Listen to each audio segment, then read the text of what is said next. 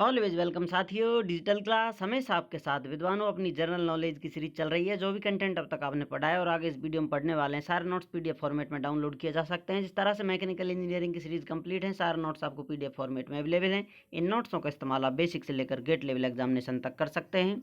यहाँ तक last videos में साथियों सीरीज के हम उस पड़ाव में हैं जहाँ पर हमने संसार का इतिहास जान लिया है।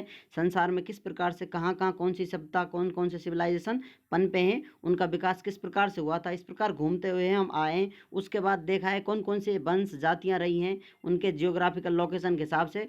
तो इस प्रकार से मंगोल कहाँ थे, वाइट, ब्लैक, कहाँ कहाँ पर जो नस्लें या वंश पाए जाते हैं, प्रजातियाँ पाई जाती हैं, उन पर स्टडी करते हुए आए थे। उसके बाद पहुँचे थे हड़प्पा सभ्यता पर।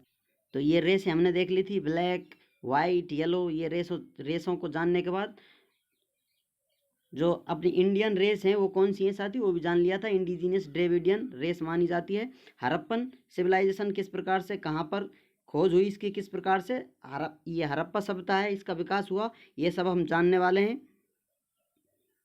हड़प्पन सभ्यता का विकास देखा जाए उत्तर, पूर्व, पश्चिम सभी दिशाओं में कहाँ से कहाँ तक था, किस प्रकार से था, कौन कौन से पॉइंट हैं इधर, north, west, east, west, south, कौन कौन सी दिशा में कौन सा पॉइंट है, कहाँ तक विस्तार था, ये जानते हैं। The Harappan civilization extended from Jammu in north, north में साथियों जम्मू तक विस्तार था। Narmada in the south, south में जाएं आप तो आपको नर्मदा तक विस्तार देखने को मिलता है। And from the Makran coast of the Balochistan, और बलूचिस्तान मकरन कोस्ट में इन दी वेस्ट, वहाँ से लेकर वेस्ट से लेकर to Meerut in the east, east के लिए मेरठ तक इसका विस्तार देखने को मिलता है। जो भी कोई सभ्यता है फलती फूलती है, पनपती है, तो उसके जो भी मूलभूत आवश्यकताएं हैं उसकी पूर्ति के लिए जो कुछ इस्तेमाल कर रहे हैं वो सब डाटा मिलता है। तो पुरातात्विक विभाग जो सब डिस्कवर कर पाया है, जिसने जितनी जानकारी दी वो सब आपको यहाँ पर दिखाया जा रहा है। They used bronze and copper, bronze और कॉपर का इस्तेमाल करते थे। गोल्ड सिल्वर मिक्सचर का इस्तेमाल करते थे, जिसे कहते थे वो इलेक्ट्रम, इस नाम से जानते थे। ये लोग कहाँ रहते थे, कहाँ से आए, ये सब हम जान रहे हैं। इनका सब आपको, सभी आपके जो भी प्रश्न चल रहे हैं दिमाग में, सभी का आंसर मिलेगा आपको। आगे आप सीरीज से कंटिन्यू जुड़े रहेंगे तो आपके हर सवाल का जवाब मिलेगा। किस प्रकार से सभ्यता में चेंज आता है और किस प्रकार से कौन कहाँ ओरिजिनल जो मूल निवासी कहाँ का है, कौन कहाँ से हिंदुस्तान में आया, इतिहास के पन्नों को बदलकर, ये सब हम जानेंगे। सारे आपको आंसर मिलेंगे आगे। आप जुड़े रहें सीरीज से। आगे देखते हैं क्या क्या मान्यताएं करते थे। The chief deity Pashupati Mahadeva, proto Shiva के नाम से भी उन्हें जाना जाता था। जो मुख्य देवताओं में शामिल किया जाए तो पशुपति महादेव का नाम आता है, या उन्हें पोर्टो शिवा के नाम से भी जाना जाता था। And mother goddess, they also worship fire, और मदर गॉडेस जो फीमेल डेटी है साथियों वो कौन थी, उनको मदर गॉडेस के नाम से जाना जाता है। ये मेल हैं, ये मदर गॉडेस फीमेल नाम से देवता मनाए जाते थे। They also worship fire, people, trees and the unicorn, वो इनके साथ साथ पीपल, पेड़ों की, यूनिकॉर्न एक तंगा जानवर है उसकी भी पूजा किया करते थे। इसके प्रमाण देखने को मिलते हैं। इस सभ्यता के बाद या कहीं सभ्यता के साथ ही यहाँ आपको वैदिक कल्चर देखने को मिलेगा आगे चलकर। अब ये सभ्यता इस प्रकार से विकसित थी तो किस प्रकार से डिस्ट्रॉय हो गई, क्यों इसका समापन हो गया, उसका रीजन मिलता है साथियों। इतिहास बताता है कि कुछ बाढ़ आई होगी, अर्थक्वेक आए होंगे, भूकंप आए होंगे, एरिया सूख गया होगा, इस प्रकार से वहाँ से लोगों का पलायन हो गया होगा। कुछ लोग मानते हैं वहाँ पर आक्रमण हुआ होगा, आर्यनों ने आक्रमण किया कर, कुछ लोग बोलते हैं यही आर्यन थे, इधर उधर घूमकर वापस आए थे। तो इस प्रकार से floods and earthquake, change in course of river induce aridity of area or drying up of river Ghaggar and the invasion were the supposed reasons for the decline of the civilization toward 1500 BC।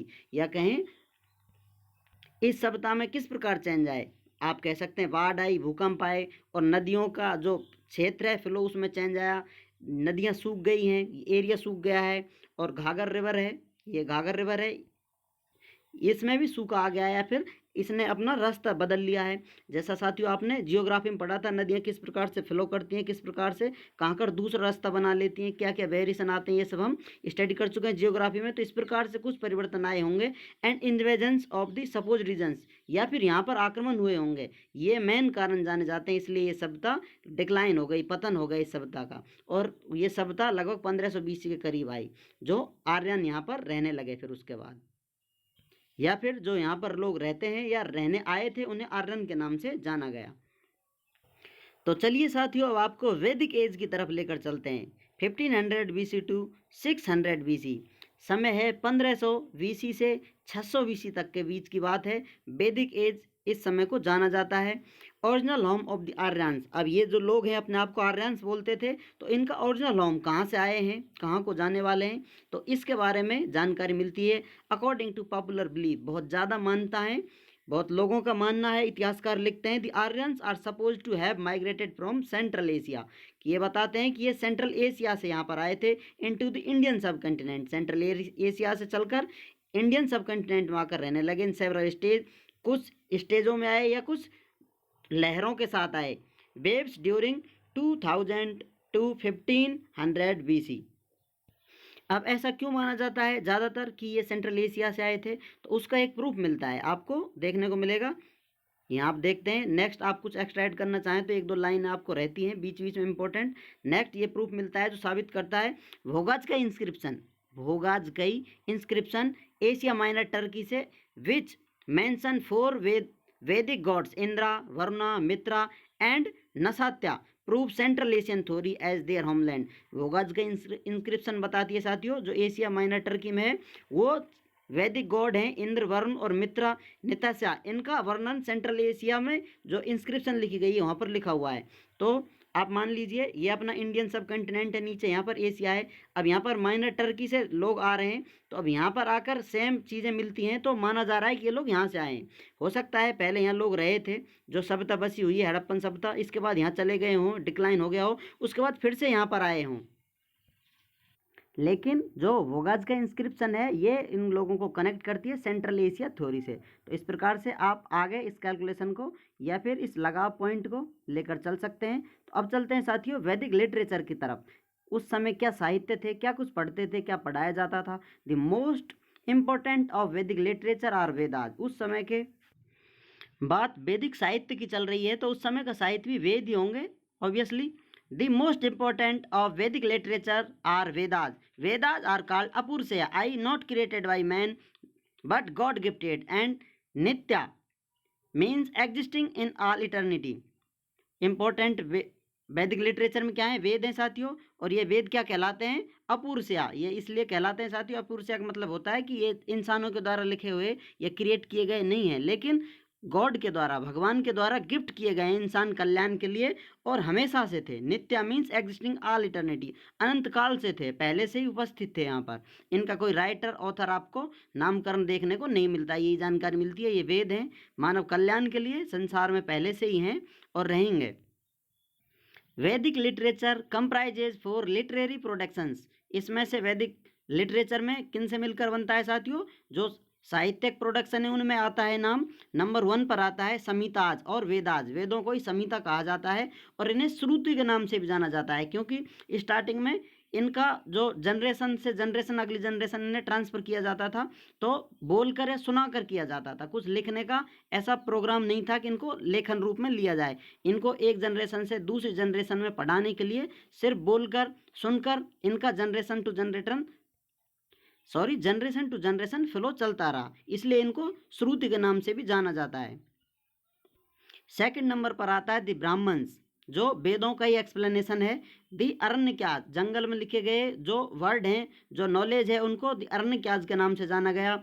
The उपनिषद, और उसके बाद आता है उपनिषद। तो इस प्रकार से इनसे मिलकर वैदिक लिटरेचर बनता है, या कहें वैदिक समय के ये साहित्यों में सम्मिलित किए गए थे या फिर पढ़ाई होती थी इनकी।